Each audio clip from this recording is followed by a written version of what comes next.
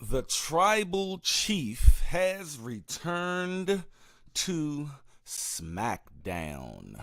That's what we're going to be mainly talking about on today's show, you guys. I am your host, Dutch the Creator, 1/3 of the Inside the Storyline podcast right here on YouTube. Man, oh man, we have something to talk about, people. We have something to talk about, and me and my cohorts or my co-hosts will be up here later on in the week to break down these intricate parts of SmackDown that we just witnessed a couple of days ago. But today, I'm just going to give you my thoughts on what happened on Friday. Now, where do we start? It is so many moving elements in 2 hours. In just 2 hours, people. Just 2 hours. And I have to tell you, Triple H, give me 1 second, please. Sound pretty good on that. Triple H has become full 100% in charge of creative. And every time that happens, we just have phenomenal shows. No pun intended. AJ, rest up. Hope you come back soon. But the thing is, the way this show was even presented, it was like it was a pay-per-view, man. Especially coming off of that dumb fast lane. That fast lane. I'm sorry, guys. I was not a fan of this year's Fastlane. I believe Vince McMahon said, okay, if y'all want Triple H, I'm just gonna, I'm gonna do this show. And he just went off into the sunset. But this show, man, last Friday was very, it was put together very, very well. Now, let's talk about it though. The tribal chief makes his triumphant return. And it was a hell of a return. I mean, did you see the man's face when he came out? And, I thought he was going to have a serious face on, but he came out like, I missed this, man. I mean, it gave me Rock vibes. I'm sorry, it did. It's giving Rock vibes. And man, oh man, oh man, oh man, I tried not to fan out. I was watching this like, I'm a man up. This is a man. This is a man. I'm a man. But I'm like, man, Roman Reigns is that guy. And he showed you why he's that guy when he walked into that ring, baby. What's up, Denisha? Appreciate you coming through. She say, hey, Dutch, hope your day was amazing. Yes, it was. I'm looking for a banger show today as well. You know what I mean? Or tonight. But when, he came out, man, he basically told John Cena, who was out there, that you don't introduce my show. And I like how you had these people calling you the greatest, which I did put out. Y'all can go watch it.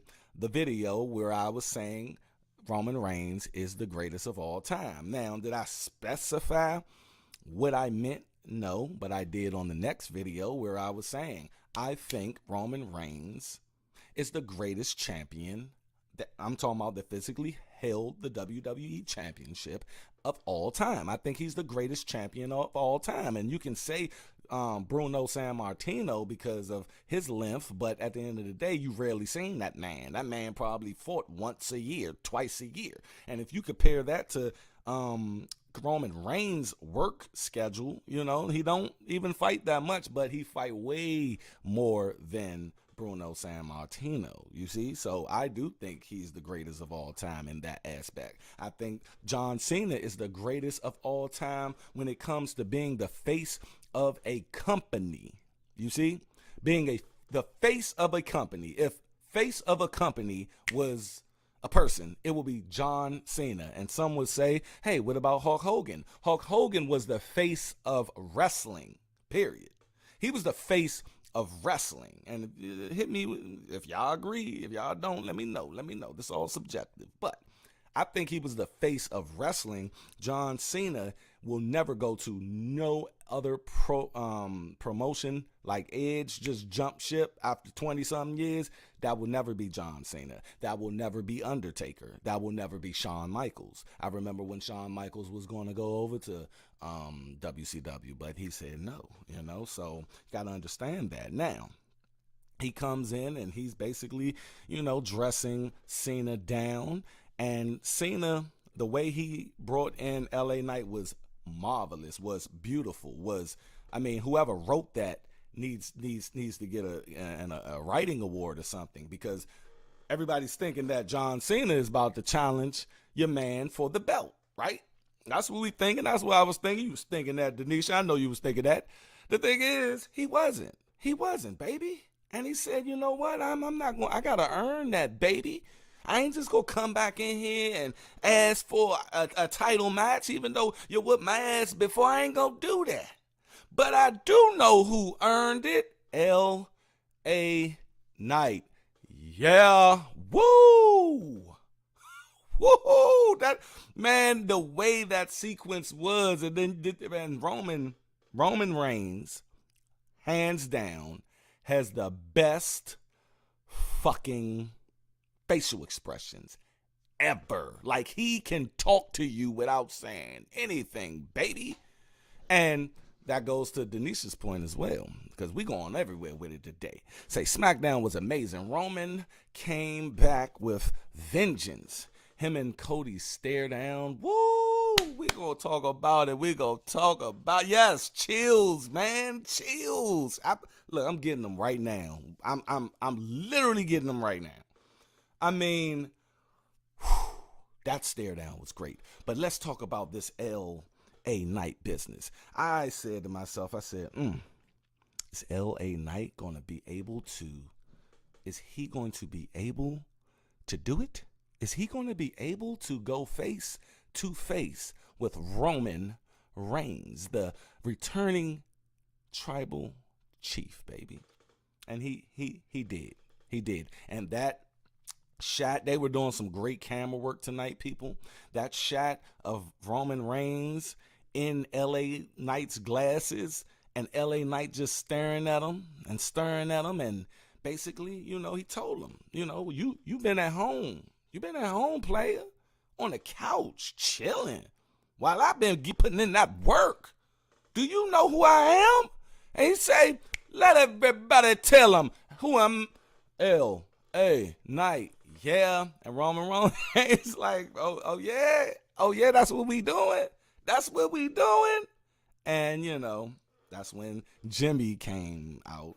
Look, let me talk about Jimmy real quick, man. Let's just do and I hope Triple H reels this back, because Vince McMahon was probably writing all of that bloodline shit where it just went haywire when Jimmy was going. Look, let me ask. Look, Jimmy whole spiel about Jay was Roman being an asshole and everything, and just out of the blue, he becomes an asshole. It baffles me that he's playing this part now. It's like, y'all want us just to forget that little debacle. He's in the back, like a little munchkin for Roman Reigns, and hey, what do you need me to do? What do you like? Come on. Like, I think, look, the Usos are probably the best tag team ever in WWE. And just like you're giving Jay his push, I think you need to give Jimmy similar push. You know what I mean? I really think that he needs to be more of a serious character. I can be wrong, but he needs to be more of a serious character. I love what they're doing with Solo. Solo is always on point. But Jimmy jumps in and, clocks LA Knight, and then they didn't jump him, so that's why Cena was like, Cena just said, I'm gonna back it up. I'm gonna show you why he deserves that title match. Do you see what I'm saying? I'm gonna show you why he deserved that title match. And if you guys are in here, please make sure you hit that like button, help share the video.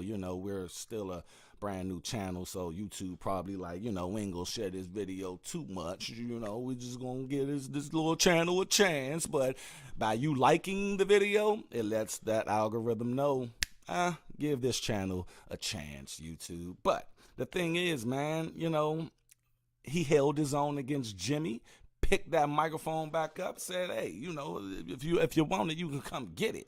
And Tribal Chief tell Solo, look. Forget Cena. He's washed up. Whatever. Get the LA Knight guy. And, had that match set up for later on. Now, my overall thoughts on how I received Roman Reigns coming back, I did a whole booking session while we were on here last week about how I see Roman Reigns coming back, and I might take that out of that video and make it this should have been what Roman Reigns should have said when he came back, because what I said was pretty good. And I think I'm gonna take that and just make it its own video. But I do think it's good for the business that Roman Reigns is back. He's turning into an attraction. You see, Brock Lesnar at this point in time. Cena is an attraction.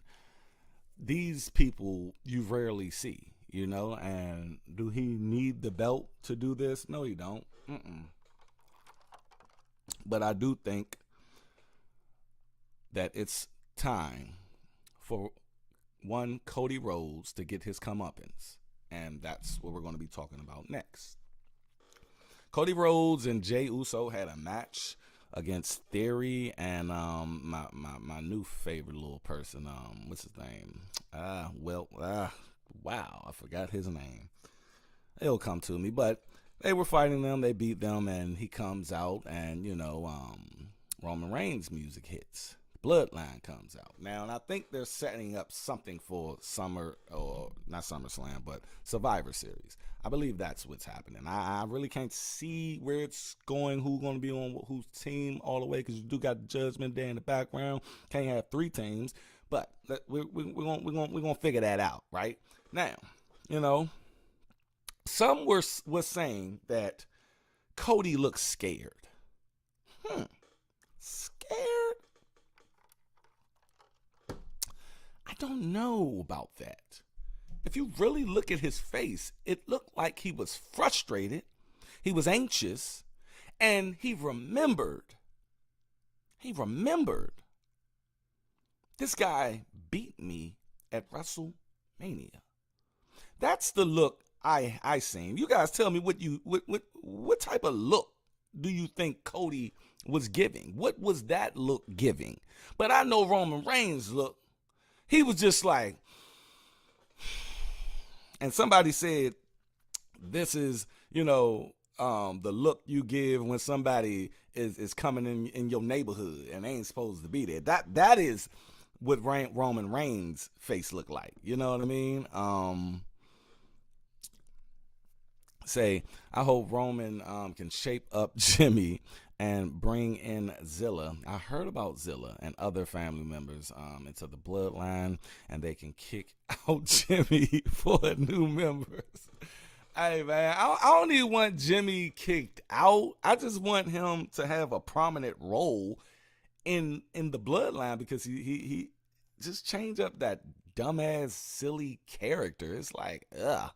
But, the thing is, man, Roman was giving that man the business and look in the looks department. Like, you have certain moments in wrestling that are iconic. The Hogan Rock stare down, where Rock went that way, Hogan went the other way. Hogan went that way, Rock went that way. And everybody was like, yes, we want it. That's exactly what we want. You know what I mean? And I think that, I think The Rock and Roman probably could wait to 2040. I said 2040.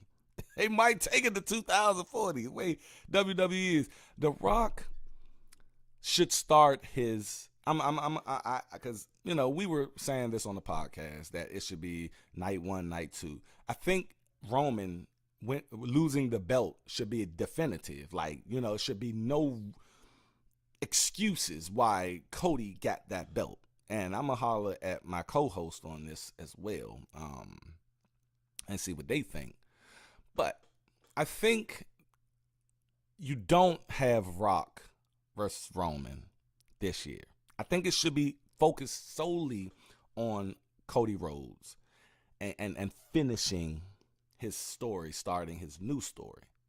And as far as new stories go, I think The Rock and Roman, WrestleMania, well, the Monday after WrestleMania, I think The Rock should come right then and there, and they start a year-long feud. You see? Say it's from The Rock's daughter being involved or something. I don't know. But start that feud after this WrestleMania. So that can be the reason, the logical reason why Roman Reigns isn't looking for a rematch against Cody Rhodes. Or they can have that rematch that Monday, right? They have that rematch. Yes, I'm about to book it. They have that rematch Monday. They have the rematch Monday for the belt. And y'all remember in Philly, because it's still going to be in Philly years ago, The Rock came out and helped Roman Reigns, right? Get it? I'm cooking. Helped Roman Reigns. And then the crowd looked like, boo, boo. But this time, The Rock comes out and ruined Roman Reigns' opportunity. During the middle of the match, we hear, if you smell what The Rock is cooking. Boom, boom, boom, boom, boom. All of that, right? Now, the thing is, that will make Rock a heel, though. So we got to pull that back.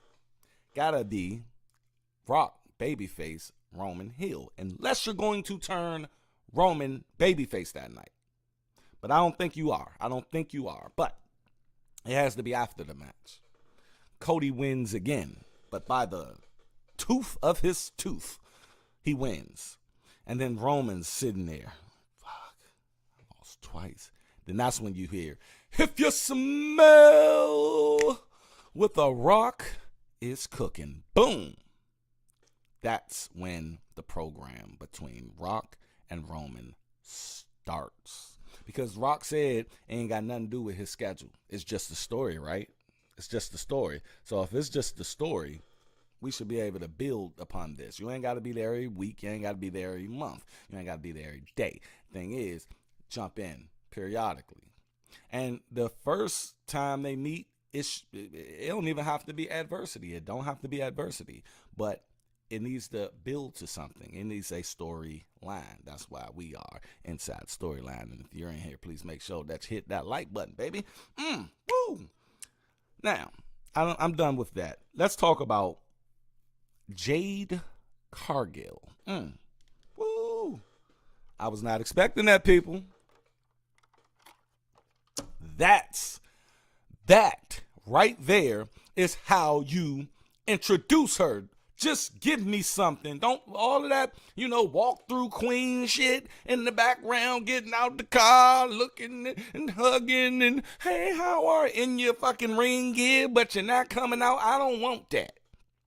I want some straight up, whoa, I want moments, baby. If you're going to tease her right. And that's what they did last night. They teased that girl right. Charlotte in there, she asking this new general manager. His name is Nick Aldis. I don't know him. You guys can fill me in on that. I heard he was a wrestler. And I don't know. I'm not gonna touch it. But she gets a match and she do it's called the blind turn, when you're just all right, bam. And Jade is right there. That beautiful ass fucking face. That beautiful specimen is standing right there. Like, hey, smiling, babies. I mean, who was expecting that? I wasn't expecting that. And that's how you put it to the people. Give me snippets, but give me moments. Give me snippets, but give me moments, baby. And that was a moment. And Triple H just pops out. I mean, he's like a promoter, like, whoa. He's like, hey, Charlotte, this is, and Charlotte says, oh, no, I know exactly who she is. Y'all psychologically doing the damn thing, WWE, because you're letting us know that this is a top tier person. And this is the first time we're seeing interaction with another WWE superstar. Wow. And she says, I know exactly who she is. Jade. Welcome, or nice to meet you. And Jade said, my pleasure. And Charlotte says, oh no, it will be. Woo! And just glided off, baby. And Jay's face went from smiling to, I got it. Then bam, cut the commercial to the next match. That's how you do it, baby. That's what Mark said. He said, that's what I do. Mark Henry, that's what I do. And that's what Triple H is basically doing. And speaking of Triple H, and shout out to Jade Cargill, I hope she don't be on NXT. I think they just showed us what's going to happen. She probably going to come in that match next week. Charlotte wins the belt. Then Jade music hits. Hope they got some bomb music for her. And she comes down to congratulate Charlotte Flair on her win. But Charlotte's looking like, she's a little hesitant. And then out the blue, Jade hit her with the fucking boot. Boom! Picks up the belt. And that's what we got. That's the first images we got of Jade Cargill picking up that belt, baby. Like, yes, this is why I came here. This is why I want to be here for this legacy, baby. Woo! She don't say shit. She drops the belt back on her stomach. She jumps out the ring and hit her with one of these up the ramp. Like, I'm here. Woo, woo, woo, woo, woo. Bad. Said Roman turns face if Cody and Randy return as heel, bring back legacy, and Jay goes back to the bloodline because Roman is back to babyface. My thoughts. I don't think we bring back legacy. If anything, Randy works best as heel. I hate baby Randy.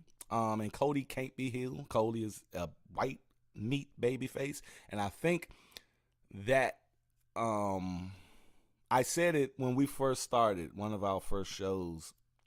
I said Randy needs to feud with Cody when he gets back. And I believe that will be a great. Now they can bring up legacy. They can talk about. They can let legacy be the catalyst to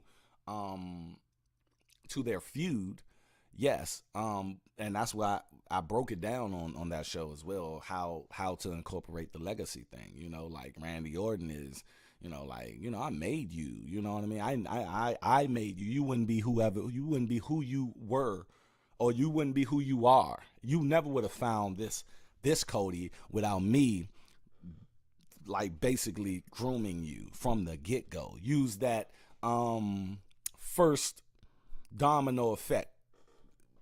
Affects everything type storyline. And, Cody tells him, yes, you're right, but you had nothing to do with who I am today. You know what I mean? And that feud, that's the fuel for that feud, legacy.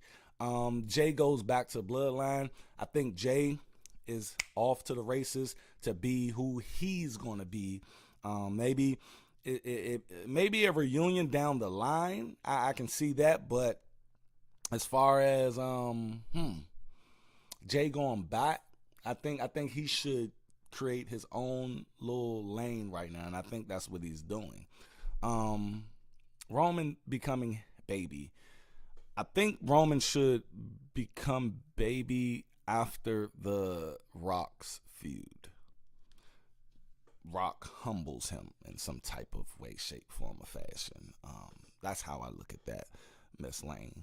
Appreciate that.